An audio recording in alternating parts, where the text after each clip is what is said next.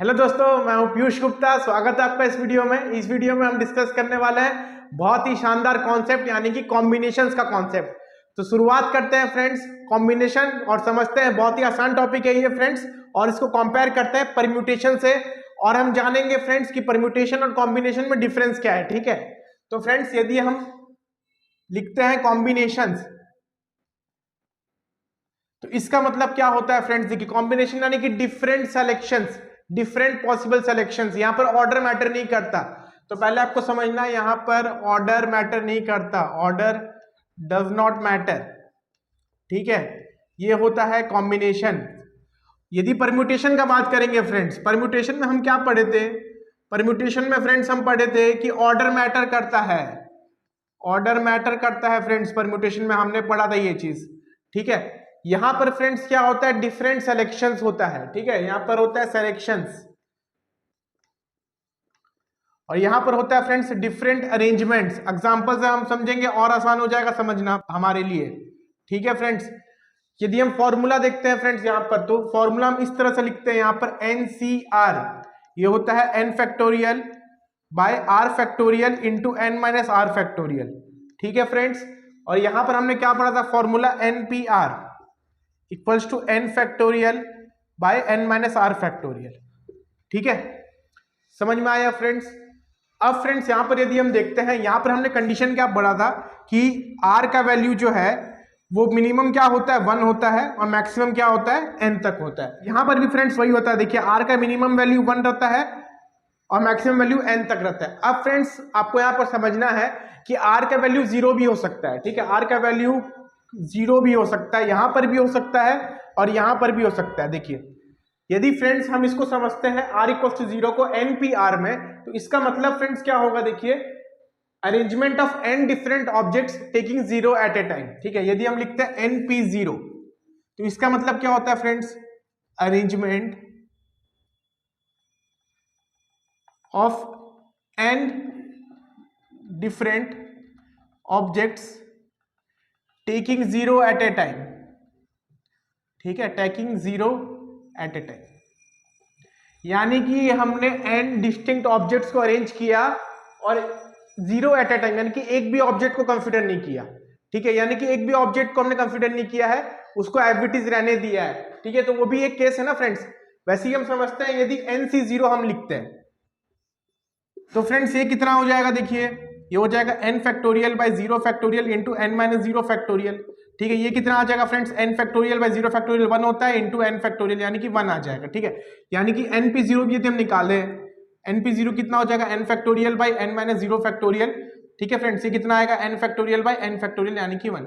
तो एक ऐसा केस है NP0, NP0 एक ऐसा केस है जहां हम n डिफरेंट ऑब्जेक्ट को अरेंज कर रहे हैं टेकिंग 0 एट ए टाइम, यानी कि एक भी ऑब्जेक्ट को हमने कंसीडर नहीं किया, टेकिंग नथिंग एट ऑल।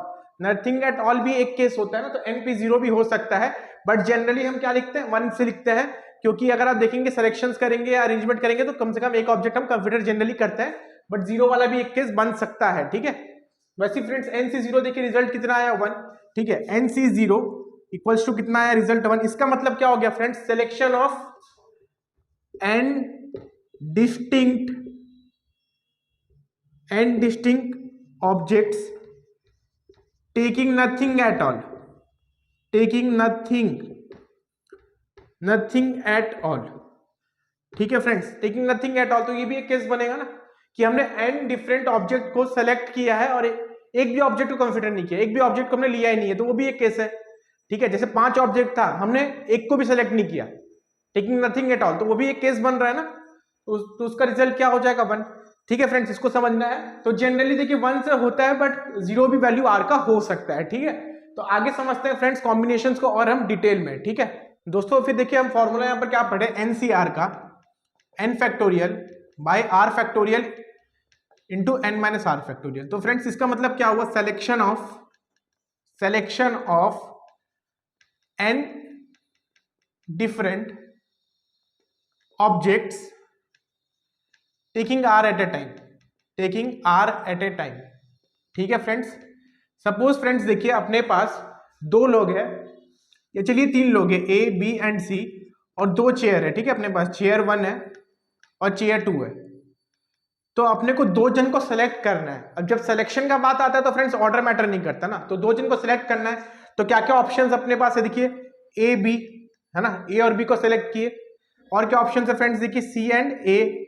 और क्या क्या ऑप्शन है फ्रेंड्स, सी एंड बी। ठीक है, ये तीन ऑप्शन है अपने पास, तो ऑर्डर मैटर नहीं करता। यही अगर हम फॉर्मूला लगाएंगे इसका, देखिए selection of 3 different people taking 2 at a time, तो 3C2 कितना हो जाएगा फ्रेंड्स देखिए, 3 factorial by 2 factorial into 3 minus 2 factorial, यानी कि फ्रेंड्स ये कितना हो जाएगा 6 बाय 2 इंटू 1 फैक्टोरियल 1 होता है। तो आंसर कितना आ गया फ्रेंड्स देखिए 3। तो यहाँ पर भी फ्रेंड्स पॉसिबल केसेस कितना आया था, 3 केसेस आया था।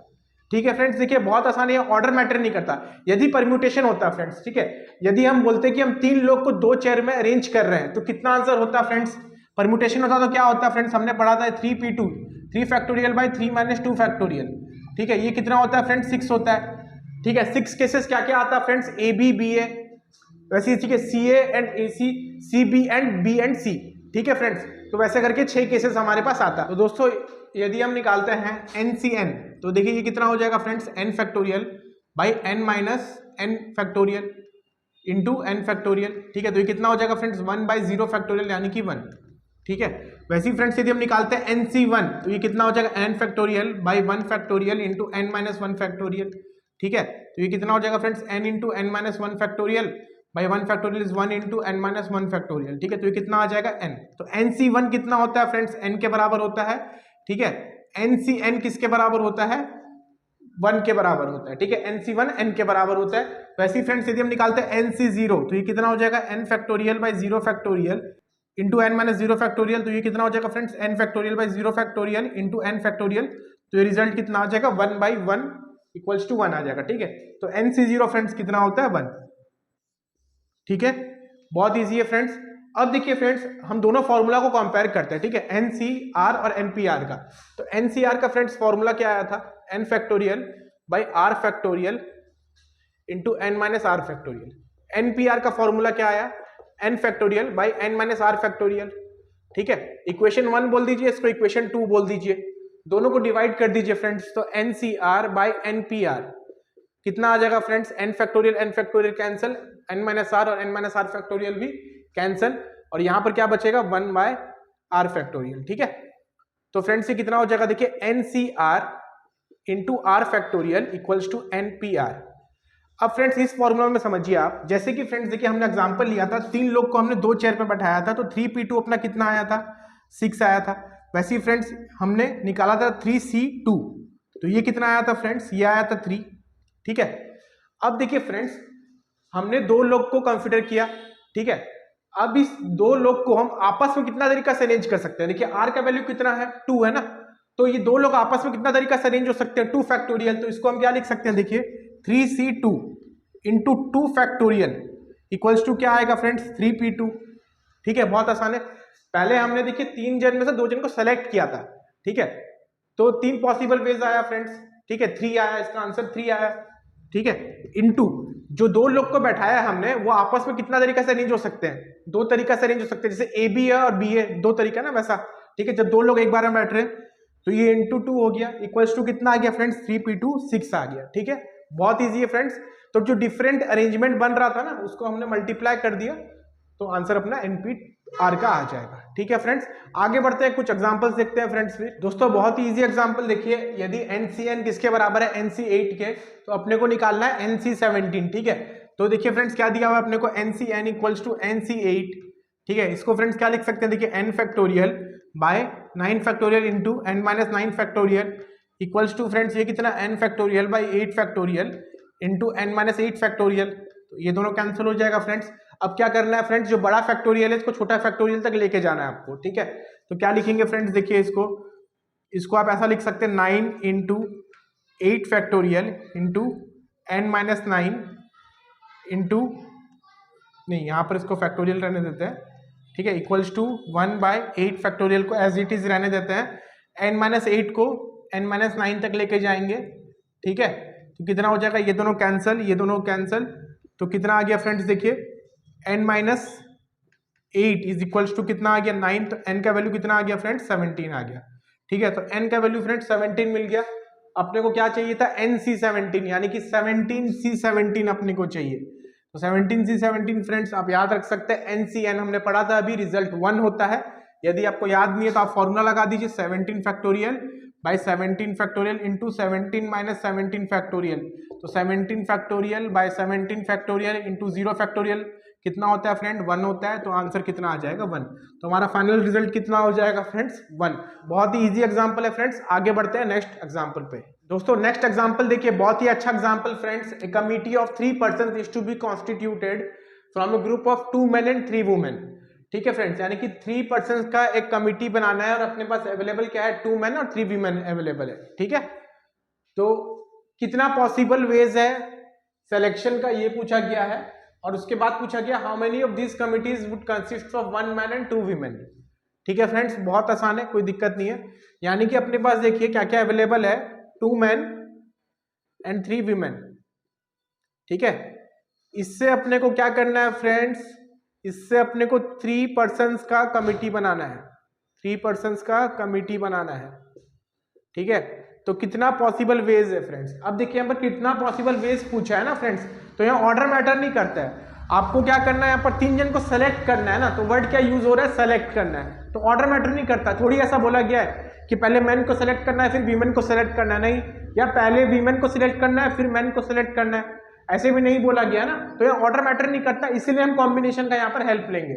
ठीक है, तो बहुत ईजी है फ्रेंड्स। देखिए 5 जन अवेलेबल है, 5 जन में से अपने को 3 जन को सेलेक्ट करना है, तो 5C3 ना, 5 अवेलेबल पर्सन्स में से 3 पर्सन्स को कमिटी के लिए सेलेक्ट करना है। तो 5C3 कितना हो जाएगा friends? 5 factorial by 3 factorial into 5 minus 3 2 factorial. ठीक है, सॉल्व करते हैं फ्रेंड्स इसको। देखिए 5 फैक्टोरियल क्या होता है फ्रेंड्स? 120 होता है। 3 फैक्टोरियल कितना होता है? 6। 2 फैक्टोरियल कितना होता है? 2। तो ये कितना आ जाएगा? सॉल्व करके 10 आ जाएगा। ठीक है, यानी कि 10 पॉसिबल वेज है जिससे हम इस 5 अवेलेबल लोग से 3 पर्सन का कमिटी बना सकते हैं। ठीक है, पहला पार्ट क्वेश्चन का ओवर फ्रेंड्स। सेकंड पार्ट देखिए क्या है, how many of this committees would consist of 1 man and 2 women। यानी कि दोस्तों ये जो 10 तो पॉसिबल कमिटी बना है, इसमें से कितना ऐसा पॉसिबल केसेस होगा जिसमें 1 मैन एंड 2 वुमेन होंगे। ठीक है, तो फ्रेंड्स देखिए अपने पास मैन कितना अवेलेबल है? 2, इसमें से सेलेक्ट करना है 1। ठीक है, और वुमेन 3 है, तो इसमें से सेलेक्ट करना है 2। सो 1 जन को 2 जन में से सेलेक्ट करना है, तो कितना पॉसिबल वेज है फ्रेंड्स? 2C1। ठीक है, ये सिलेक्शन खत्म होने के बाद, ये सिलेक्शन खत्म होने के बाद यानी कि मल्टीप्लाई हम करेंगे, फंडामेंटल थ्योरम ऑफ मल्टीप्लिकेशन हम यूज करेंगे ना, क्योंकि पहले हमने मैन का सिलेक्शन करा है फिर वीमेन का सिलेक्शन करा है। अब उल्टा भी कर सकते हैं, पहले वीमेन का सिलेक्शन फिर मैन का सिलेक्शन ना। तो एक इवेंट खत्म हो रहा है उसके बाद दूसरा इवेंट हो रहा है। ठीक है, तो सिलेक्शन होने के बाद फिर 3 वुमेन में से 2 वुमेन हम सेलेक्ट कर रहे हैं, तो कितना पॉसिबल बेस होगा फ्रेंड्स? 3C2। ठीक है, बहुत ही आसान है फ्रेंड्स। तो इसको सॉल्व करते हैं फ्रेंड्स, तो ये कितना हो जाएगा? 2 factorial by 1 factorial into 2 minus 1 is 1 factorial into 3 factorial by 2 factorial into 3 minus 2 is again 1 factorial. ठीक है, तो ये कितना आ जाएगा फ्रेंड्स? देखिए ये आ जाएगा 2 इंटू 3 यानी कि 6। तो 10 में से ऐसा 6 कमिटी बनेगा जिसमें 1 मैन और 2 वुमेन होंगे। ठीक है फ्रेंड्स, समझना आपको यहाँ पर बहुत ही आसान है। जैसे हमने पहले मैन को सिलेक्शन किया फिर वुमेन का सिलेक्शन किया, उल्टा भी कर सकते हैं ना, पहले वुमेन का सिलेक्शन फिर मैन का सिलेक्शन, आंसर तो सेम आएगा, फर्क नहीं पड़ता। ठीक है, तो दोस्तों आई होप कॉम्बिनेशन का कॉन्सेप्ट आपको अच्छे से क्लियर हो गया होगा। ज्यादा से ज्यादा क्वेश्चन प्रैक्टिस करिए, आपके लिए बेहतर होगा। Thank you for watching the video, have a nice day.